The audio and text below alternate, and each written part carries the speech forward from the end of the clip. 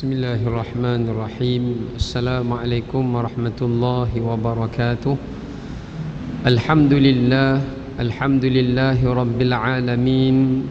Wassalatu wassalamu ala ashrafil anbiya'i wal mursalin sayyidina wa rasulina Muhammadin nabiyil karim al-mab'uth rahmatan lil alamin حبيبنا وشفيعنا محمد وعلى آله وأصحابه أجمعين. قال رب اشرح لي صدري ويسر لي أمري واحلل عقدة من لساني يفقه قولي. سبحانك لا علم لنا إلا ما علمتنا إنك أنت العليم الحكيم. اللهم علمنا ما ينفعنا وذكرنا منه ما نسينا. اللهم فقهنا في الدين وعلمنا التأويل واهدنا إلى صراطك المستقيم. بسم الله الذي لا يضر مع اسمه شيء في الأرض ولا في السماء وهو السميع العليم. نعوذ بكلمات الله التامات من شر ما خلق. أما بعد. Alhamdulillah, kita rafakkan kesyukuran kepada Allah Ta'ala pada malam ini. Sekali lagi kita diberikan peluang oleh Allah Ta'ala daripada minggu lepas sehingga kepada minggu ini kita dapat bertemu semula di dalam pengajian kuliah kita bagi menyambung pengajian kita menerusi kitab Riyadhus Salihin. Semoga Allah Subhanahu Wa Ta'ala menjadikan ilmu yang kita pelajari dan tuntuti ini sebagai ilmu yang barakah, ilmu yang bermanfaat, yang kita dapat fahami dan kita dapat amalkan. Di samping kita memohon agar Allah Subhanahu Wa Ta'ala menjadikan setiap kehadiran kita ini sebagai salah satu daripada asbab untuk kita dibangkitkan dan dihimpunkan bersama orang-orang yang alim, orang-orang yang saleh pada hari akhirat. InsyaAllah, amin ya rabbal alamin. Tuan-tuan yang dikasihi rahmati oleh Allah, malam ni kita akan sambung semula berkenaan dengan sambungan kepada hadis yang terakhir pada yang ketujuh tu. Kita dah baca minggu lepas, tapi saya tak sempat nak huraikan perbahasan hukum berkenaan dengan dan beberapa pengajaran pada hadis tersebut. Kita baca terjemahannya terus, yang mana kata Sayyidina Anas ibn Malik radhiyallahu an, ia bercerita berkenaan dengan ketika Nabi SAW mengerjakan ibadat haji. Ketika mana baginda duduk di Mina, baginda melontarkan jamrah. Maknanya jamrah dekat sini bukan hari yang ke-11, 12 dan ke-13, tetapi adalah setelah Nabi SAW wukuf di Arafah, baginda menuju ke Mina sebelum baginda pergi ke Mekah untuk melakukan tawaf haji dan sa'i haji. Baginda pergi ke Mina untuk melontar jamrah Aqabah, ya, untuk melontar jamrah Aqabah. Dan bila Nabi lontar, setelah itu baginda melakukan tahallul awal.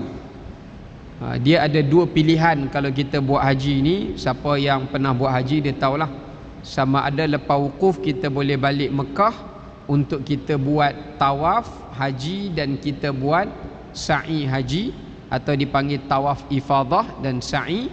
Lepas tu kita tahallul awal, baru kita berangkat semula ke Mina untuk melontar jamrah. Ataupun kita ada pilihan yang kedua, sesudah wukuf kita boleh pergi ke Mina dan kita melontar jamrah Aqabah. Setelah daripada itu kita bertahallul, ya.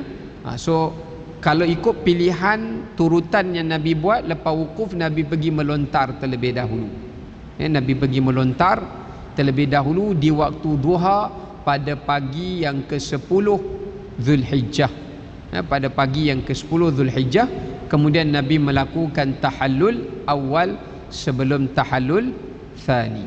Baik. Jadi ketika mana Nabi SAW pergi untuk bertahallul, baginda Nabi SAW bagi isyarat kepada tukang pencukur rambut supaya tukang pencukur rambut itu mulakan mencukur kepala baginda sallallahu alaihi wasallam daripada sebelah kanan terlebih dahulu, kemudian baru disudahi dengan di sebelah kiri.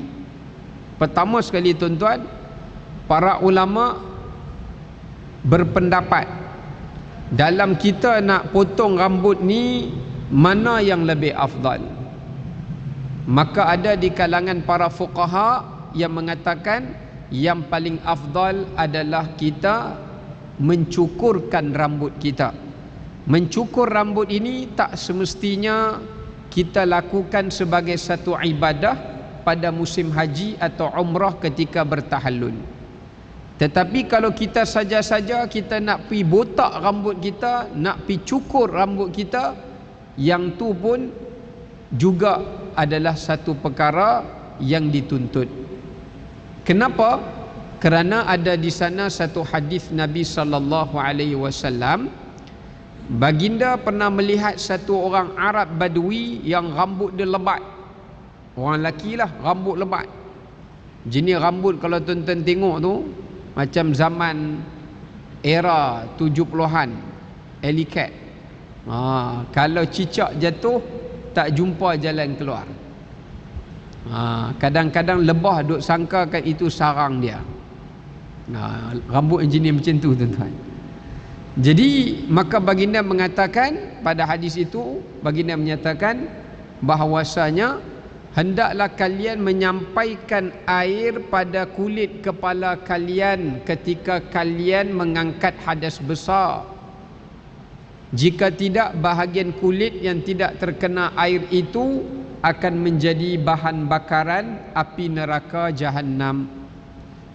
Masa tu Sayyidina Ali radhiyallahu an yang meriwayatkan hadis ni, rambut dia lebat dan panjang.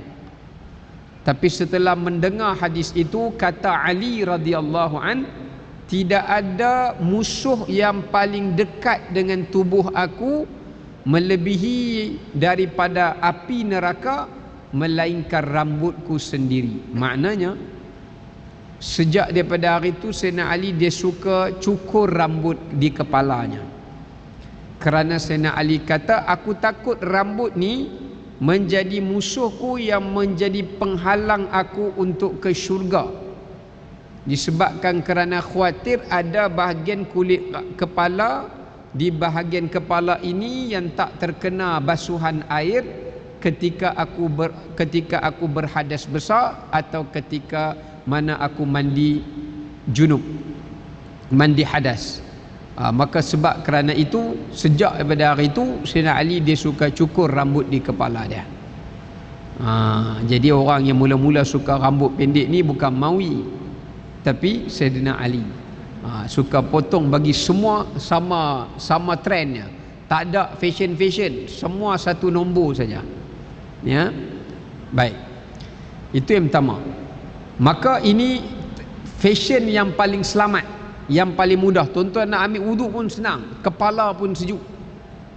Bahkan masa saya belajar tahfiz di Kelantan dulu, guru pernah sebut, guru pondok saya pernah sebut, kalau nak cepat ingatan, kalau nak cepat mudah hafalan, dia kata jangan simpan rambut panjang-panjang dan lebat-lebat, tapi kena selalu cukurkan rambut di kepala.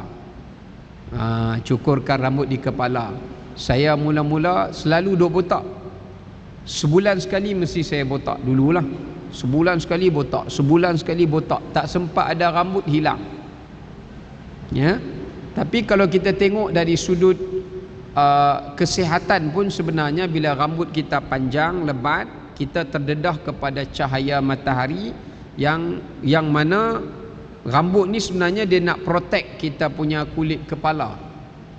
Tetapi kulit kepala lelaki dengan perempuan ni dia tak sama.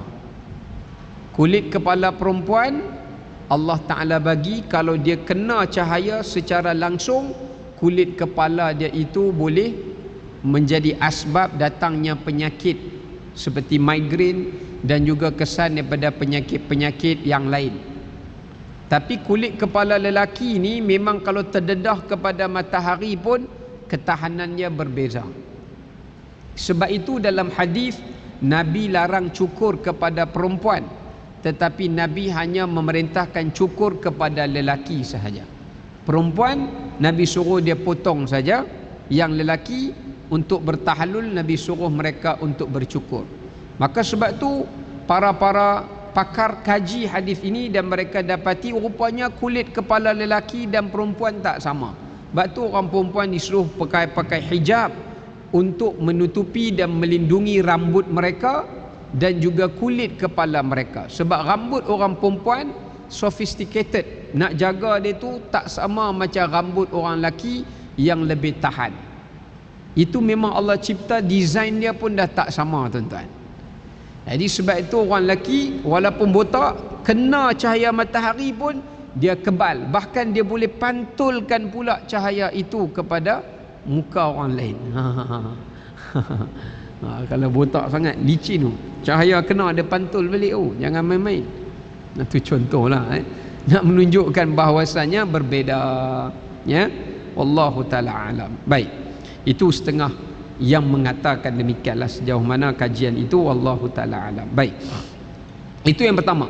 Yang kedua, dalam kita nak potong rambut ni, di sana ada adab-adabnya yang ditekankan oleh Nabi sallallahu alaihi wasallam. Yang pertama, Nabi melarang kita untuk membiarkan rambut tidak disikat, kerana rambut ini juga adalah merupakan makhluk Allah yang Allah ciptakan sebagai perhiasan untuk kita, yang kita bertanggungjawab untuk menghiasinya dan memperelokkannya. Sebab itu Rasulullah sallallahu alaihi wasallam, kalau rambut Nabi panjang atau lebat, baginda selalu melumurkan minyak zaitun di rambutnya, sehingga dalam kitab Syama'il Muhammadiyah menyatakan, kata sebahagian para sahabat, kami melihat rambut Nabi itu penuh minyak dan menitik minyak zaitun daripada hujung rambutnya. Ini menunjukkan jaga rambut ni dapat pahala sunnah. Contoh, kita beli shampoo, walaupun shampoo tu kualiti mahal sikit, tapi nak jaga rambut kita daripada suka gugur, nak jaga kulit kepala kita, dapat pahala. Jangan duk ingat beli shampoo rambut tak dapat pahala. Dapat pahala. Sebab apa? Jaga rambut. Jaga rambut. Kita beli minyak gel ke apa ke sapu, dengan syarat jangan yang boleh menahan daripada sampainya air kepada rambut kita. Terhalangnya air wuduk tu, yang tu tak boleh lah, ya. Maknanya dapat pahala ibadat dekat situ. Sebab itu Nabi menyatakan dalam satu riwayat secara mauquf daripada sahabat, mengatakan orang yang membiarkan rambutnya tidak disikat itu adalah umpama musyrikin. Orang musyrikin lepas mandi-mandi dia gosok-gosok, dia tak sikat, dia pakai tangannya. Zaman sekarang anak-anak muda kan suka macam tu. Lepas apa ni, tarik pakai tangannya, sikat pun tak. Adapun mereka yang menyisir sebahagiannya, meninggalkan sebahagiannya, adalah umpama majusi. Ini passion orang majusi zaman dulu lah, ya, zaman dulu. Bahkan kemudian Nabi kata yang menyisir rambut ini adalah ahli kitab, yakni Yahudi dan Nasara. Tapi oleh kerana Yahudi dan Nasara mereka menyisir ke arah belakang, maka kerana itu aku menyisir ke arah kanan atau ke kiri, untuk menyelisihi, nak membezakan dengan cara sikat ahli kitab. Ini menunjukkan kepada kita bahawasanya kalau kita beli sikat rambut, nak sikat rambut kita pun dapat pahala. Pun dapat pahala. Ya. Baik, kemudian disebutkan juga yang ketiganya, iaitu adab kita di dalam menggunting rambut ini. Antara lainnya adalah kita dilarang untuk melakukan qaza'. Itu memang ada hadis Nabi tengok seorang pemuda di Madinah yang dia melakukan qaza'. Qaza' ni macam mana tuan-tuan? Qaza' ni yang mana dia potong belah kanan, dia potong belah kiri, dia tinggal di tengah, yang tu qaza'. Atau dia potong kat tengah, dia tinggal kanan, dia tinggal kiri, itu pun sama juga. Ini semua masuk dalam kategori qaza'. Ataupun dia bagi slope atas pacak macam penyapu tu, macam Trojan tu, itu pun sama adik-beradik juga. Ataupun dia bagi botak semua, tetapi dia cukur sikit-sikit, buat line. Ada sebahagian cukur, ada sebahagian diratakan, itu juga qaza'. Kerana Nabi kata sama ada engkau ambil seluruhnya atau engkau tinggalkan seluruhnya. Maknanya kalau nak potong, jangan bagi sampai nampak botak, kemudian tengah ni ada rambut, jangan. Sebab tu saya kalau pergi gunting rambut, saya tak suka pakai mesin. Saya akan cakap kat tukang gunting tu, pakai gunting saja. Jadi dia pun gunting kat tepi semua, pakai gunting, dia tak pakai mesin. Saya jarak, saya masa dulu pernah lah pakai mesin, tapi lepas pada tu saya tak pakai mesin. Jadi tak nampak sangat rambut kita di bahagian kanan, kiri, belakang dengan atas itu terdapat bedanya sehingga menampakkan kulit kepala, sehingga menampakkan kulit kepala. Cuma mazhab Syafi'i mengatakan kalau kita buat juga macam tu, dia tidak haram tetapi makruh, makruh tanzih. Tapi kalau dia buat fashion macam tu, sebab apa? Sebab itu fashion yang menyerupai orang-orang kafir dan musyrik, yang tu baru jadi haram. Saya nak rambut macam ni. Pasal apa nak rambut macam ni? Sebab saya suka model ni, ini idola saya nak rambut macam dia. Tak jadi macam dia, saya tak bayar. Sampai macam tu. Jadi tukang gunting pun bagi jadi jugalah, walaupun muka tak sama pun dengan model tu. Yang penting rambut tu sama. Jadi ini termasuk dalam perkara yang dilarang oleh agama, ya. Itu dimasukkan dalam bab qaza'. Sama juga di dalam bab misai. Sebagai orang dia ambil belah kanan, belah kiri dia tinggal tengah macam Charlie Chaplin. Yang tu pun dilarang. Ada setengah orang dia tak ambil langsung, dia biar misai dia sampai melepasi kepada paras garisan bibir di atas, sampai tutup bibir dia. Misai dia tu jadi bibir dia. Kalau dia minum teh tarik ni penuh ni, buih kat misai, melekat. Yang tu menyerupai musyrikin. Orang musyrikin dia suka taruh misai sampai jadi macam tu. Ada setengah tu dia sampai sini pulas pula. Pulas bagi congkei naik ke atas macam aerial television. Yang tu pun menyerupai kepada sebahagian amalan orang-orang yang bukan Islam. Maka Islam melarang kita mengambil identiti orang-orang yang bukan Islam, kerana takut nanti kita ada sifat cintai mereka dan akhirnya mengikut budaya mereka dan lama-lama menganuti agama mereka. Ini sebab itu Islam suruh kita kena ada identiti kita yang tersendiri. Nabi kata sama ada kamu cukur atau kamu pendekkan. Dua pilihan. Cukur bagi habis misal itu ataupun nipiskan dia. Itu pilihan yang ada. Ya. Baik. Cuma ada orang tanya saya dulu masa saya bagi ceramah dekat Balai Bomba di Putrajaya. Dia tanya, Ustaz, kami ni memang tak dibenarkan simpan janggut. Itu memang dia punya polisi dia. Ya. Samalah kadang-kadang polis pun sama. Askar ke dia tak dibenarkan. Tak tahulah kot sini ada siapa pernah tugas sebagai pegawai polis ke, bomba ke, askar. Dia kata kami tak dibenarkan. Saya pernah tanya dekat dia punya ketua cawangan tu, saya kata pasal apa tak boleh simpan janggut? Dia kata untuk keselamatan.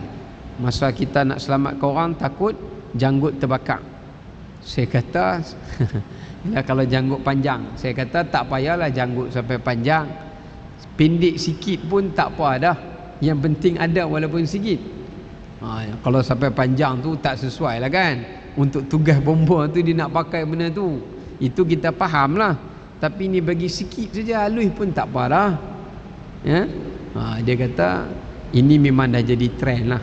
Ya, memang ialah kita pun faham sebab daripada dulu kita dijajah oleh British. Jadi culture itu diguna pakai dan ia menjadi satu polisi di dalam bidang tugas itu tadi. Ya. Sebab saya rasa kalau dah janggut tak boleh, kenapa, apa logiknya misai boleh? Ya. Patutnya nak bagus cukup semua. Contohlah kan. Lagilah nampak lebih mudah. Ya, lebih gagah dan sebagainya. Tapi itu memang dia punya culture lah. Ya, culture dia, polisi dia salah satu daripada itu. Jadi saya kata kalau kita terpaksa kerja, kita tak redha kena cukup, tak apalah. Moga Allah SWT ampuni kita. Ya. Moga Allah Ta'ala ampuni. Sebab Allah Ta'ala tahu ini tugas kita. Dan kita diletakkan syarat kalau buat macam tu tak boleh kerja. Umpamanya. Ya. Dan kita nak kerja tempat lain pun tak reti memang bidang tu. Ya reti pun. Kualifikasi kita, qualification kita pun memang bidang tu saja. Kita dulu ambil pun latihan pun bab tu saja. Maka tapi lepas pencen janganlah pula cukup juga. Itu satu hal. Baik. Kemudian tuan-tuan dirahmati oleh Allah Subhanahu Wa Taala, disebutkan yang seterusnya, setelah mana baginda Nabi SAW mencukur rambutnya, disunahkan dimulakan di sebelah kanan, kemudian di sebelah kiri, dan didahului sebelum memulakannya dengan membaca bismillah.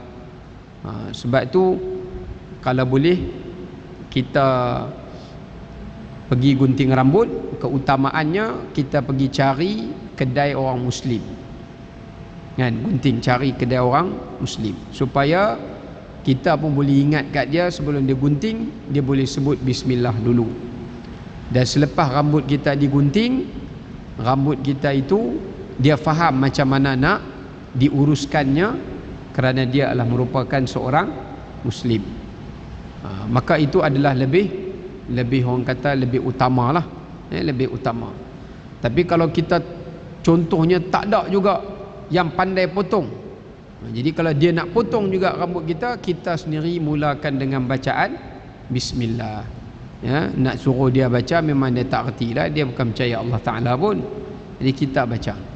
Ya, kita baca. Ada satu kedai tu saya pergi, mula-mula dia kata dia tu India Muslim.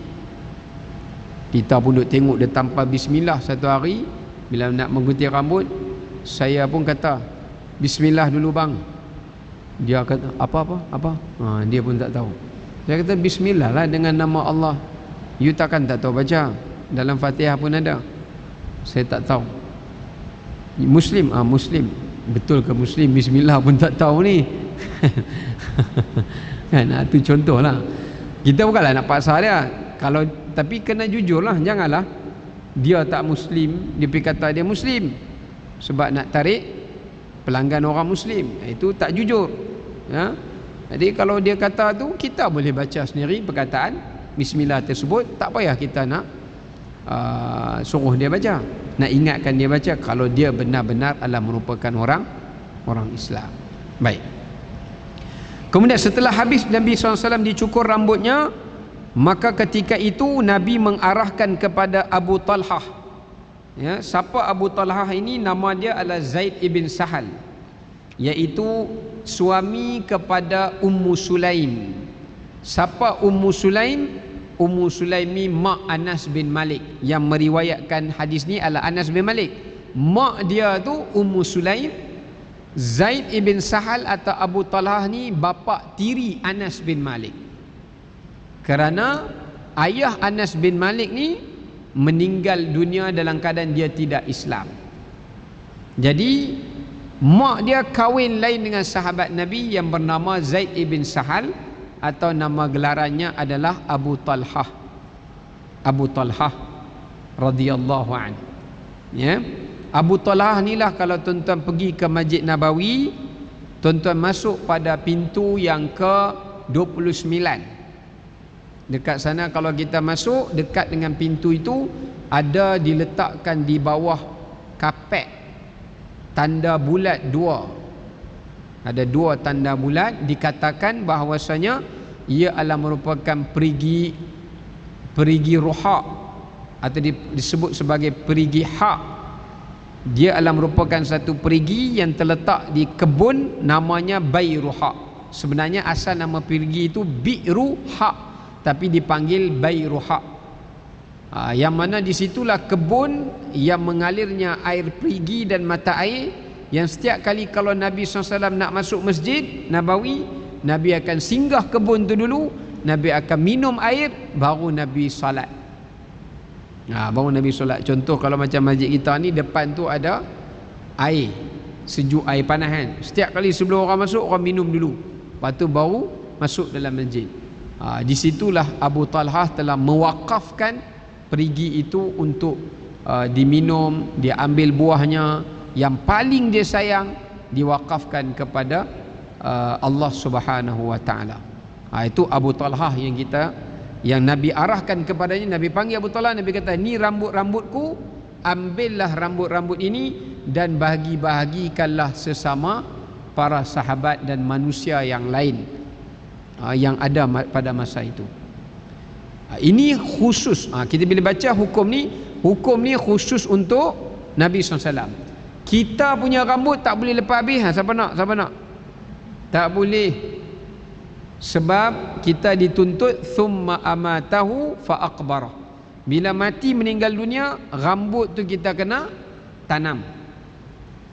Kita kena bukan ke bumi lah, kita kena tanam sebagai penghormatan kita kepada ciptaan Allah yang datang daripada tubuh kita. Sebab Allah telah memuliakan anak Adam.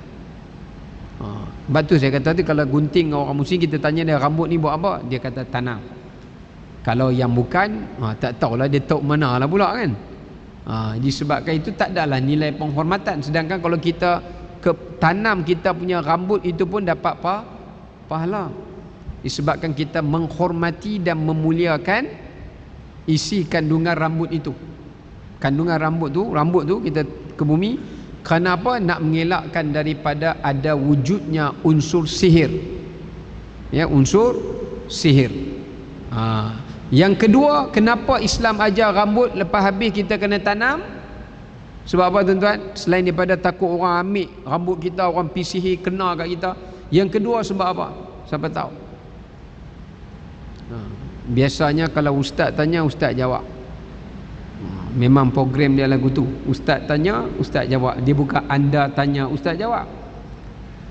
Sebab kedua, kerana ingin untuk mengelakkan daripada ada manusia yang ambil rambut orang hidup, mereka proses balik, mereka jual untuk ditanam ke atas rambut orang lain,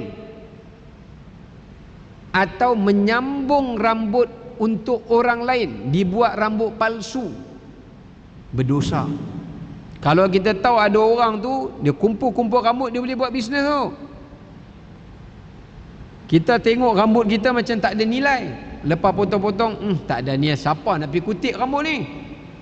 Tak, ada orang dia tengok rambut kita jatuh, dia nampak duit kecing, mata dia nampak duit. Dia ambil semua rambut tu, dia proses balik, dia boleh buat wig, rambut palsu, pakai balik atas kepala orang lain, atau sambung rambut orang lain bagi nampak lebat. Yang ni berdosa dan hukumnya adalah dosa besar. Kalau kita tahu, kita biar, kita syubhat. Karena dalam hadis Nabi kata apa? La'anallahul wasilah wal mustawsilah. Allah dan Rasul melaknat orang yang minta untuk menyambung rambut dan orang yang minta untuk disambungkan. Sebab tu Islam suruh kita tanam. Banyak hikmah ni lah. Baik. Ini adalah hukum khusus kepada Rasulullah sallallahu alaihi wasallam, kerana rambut Nabi itu empunya padanya berkat. Ya, empunya padanya berkat. Sebab tu rambut Nabi SAW tidak ditanam, bahkan dibahagikan kepada manusia yang lain. Sebahagian para sahabat dalam riwayat yang berbeza-beza, seperti Ummu Salamah mengatakan, aku memiliki 3 helai rambut Nabi, aku letakkan dalam air, kemudian aku minum untuk mengambil keberkatan daripadanya, bagi penyakit yang aku hadapi. Sebahagian sahabat buat macam tu, ya. Baik, habis selesai kita dalam bab tu. Maknanya kita nak kena faham bab ini dinamakan bab tabarruk. Tabarruk ni apa maknanya? Mengambil berkat. Sebab itu ulama bersepakat berkat ini hanya sahaja ada pada batang tubuh Nabi sallallahu alaihi wasallam, tapi tidak ada pada selain para nabi dan rasul. Tidak ada pada selain para nabi dan rasul, ya. Setengah orang kadang-kadang dia pi kat kita, dia sapu badan kita, dia sapu kat badan dia. Pasal apa? Nak ambil berkat hang. Tak ada, tuan-tuan. Yang ada minyak wangi saja, ya. Tapi kalau Rasulullah SAW, wuduk Nabi pun para sahabat tadah, dan para sahabat mandi dan minum. Tapi tuan-tuan, ada orang pi ambil berkat, minum ayak kaki ayah pin. Pasal dia ingat ayah pin pun ada berkat. Ini sangat bahaya. Kerana kita mendakwa ada seseorang yang memiliki keberkatan seperti Rasulullah SAW. Baginda Nabi mana sama dengan orang biasa. Kita tak boleh samakan. Tak boleh buat apa-apa contoh, apa-apa analogi yang menyamakan seseorang dengan Rasulullah SAW dengan contoh-contoh yang tak sewajarnya. Tak boleh. Walaupun Nabi SAW itu manusia, tetapi manusia yang Allah berikan kepadanya beberapa kelebihan yang Allah tak berikan kepada manusia yang lain, hatta yang Allah tak berikan pada nabi-nabi yang lain. Nabi-nabi yang lain pun Allah tak bagi keberkatan seperti itu, seperti mana yang Allah berikan kepada baginda Nabi Muhammad sallallahu alaihi wasallam. Air kencing Nabi pun ada orang pernah minum. Lepas Nabi bekam, dalam sebagai riwayat kata ada mereka yang ambil darah itu dan mereka minum darah Nabi hasil daripada bekam. Kita kalau bekam siapa minum? Dracula minum. Yang minum darah kita nyamuk saja. Nyamuk dia suka darah kita. Lebih manis kencing darah, kencing manis lagi suka dia hirup. Dia kata manis. Contohlah. Nak ceritakan bahawasanya tak sama, ya, apa yang Allah beri kepada zat tubuh badan Nabi. Allah angkat, wa rafa'na laka dzikrak, Allah angkat kedudukan Rasulullah sallallahu alaihi wasallam, ya. Baik, kemudian habis kita dalam bab itu, kita masuk dalam fasal yang seterusnya berkenaan membaca bismillah pada permulaan dan alhamdulillah pada pengakhiran. Ini dalam bab tata tertib makan. Ini bab makan ni syok ni. An Umar ibn Abi Salamah radhiyallahu anhuma qala qala li Rasulullah sallallahu alaihi wasallam sammillah wa kul bi yaminik wa kul mimma yalik, muttafaqun alaih. Daripada Amr ibn Abi Salamah radhiyallahu an, katanya Rasulullah SAW bersabda kepada aku, bacalah bismillah dan makanlah dengan tangan kananmu dan dari yang dekat-dekat dengan kamu sahaja. Riwayat Bukhari dan Muslim. Siapa Umar bin Abi Salamah ni, tuan-tuan? Umar bin Abi Salamah ni anak tiri Nabi SAW. Tuan-tuan, Nabi SAW ni keluarganya besar. Nabi saja ada 7 orang anak. Jangan kira anak tiri Nabi pun ramai. Sebab Nabi kebanyakannya kahwin dengan janda yang sebahagiannya sudah ada anak, sebahagiannya belum empunya anak. Yang anak dara 1 orang saja. Sayyidatina Khadijah radhiyallahu anha, masa Nabi kahwin dengan dia pun dia dah ada anak tiri. Dia dah ada anak tiri dah 2 orang. Nabi pelihara. Macam tu juga isi-isi Nabi yang lain, termasuklah Ummu Salamah. Antara anak tiri Nabi adalah Umar bin Abi Salamah. Kita ni kalau ikhlas nak tolong orang perempuan, kena cari janda. baru isteri tak marah. Ni dia lah marah. Kita pergi cari anak dara segak daripada dia lagi. Satu benda lah dia marah dah tu. Tu benda pertama tu tak lulus dah, sebab segak daripada dia. Nombor dua, muda daripada dia lagi. Memang confirm lagi tak lulus. Nombor tiga, bila dah lebih muda, lebih banyak boleh beranak. Bila banyak lebih beranak, lebih kita sayang. Dah tiga dah tak lulus, memang takkan approve. Jadi saya jumpa satu datuk ni, dia cakap, "Ustaz, saya terimalah Ustaz punya pendapat." Dia pun cari janda. Dah cari janda nak dua. "Ustaz, WhatsApp tengah malam ni tak lulus juga." Pasal apa tak lulus pula? Pasal janda tu muda daripada datin. Datin kata nak cari janda biar lebih tua pada aku. Datin pun umur 59, lagi tua lingkup lah tuan-tuan. Tak ada apalah. Dia tak ada positif negatif dah, dia semua negatif saja. Semua dah penyakit semua dah. Saya kata kat Datuk, maknanya Datuk tak boleh lah. Memang tak dapat lah tu. Ini nak ceritakan bahawasanya Nabi menanggung keluarga yang besar. Nabi SAW menanggung keluarga yang besar. Baik, ketika Nabi SAW duduk dengan anak tirinya, Nabi sayang anak tirinya. Nabi tak bedakan, walaupun bukan anak kandung Nabi. Kita ni kadang-kadang main anak tiri, kita dah tunjukkan perbezaan dengan anak kandung. Tak, Rasulullah tidak pernah bezakan. Kemudian masa nak makan tu, Nabi makan. Masa nak makan tu, dia terus ambil makanan, dia ambil pula yang tengah, dan dia nak makan. Nabi pegang tangannya. Setengah riwayat Nabi bersabda, "Ya ghulam, wahai anak kesayangan, kenapa tak baca bismillah dulu? Dan makanlah dengan tangan kanan." Masa tu dia nak ambil dengan tangan kiri. Dan Nabi kata lagi, "Dah ambillah makanan, mulakan mengambil makanan daripada yang paling hampir dengan kamu." Tapi setengah orang kita ni, dia tak faham hadis ni betul-betul.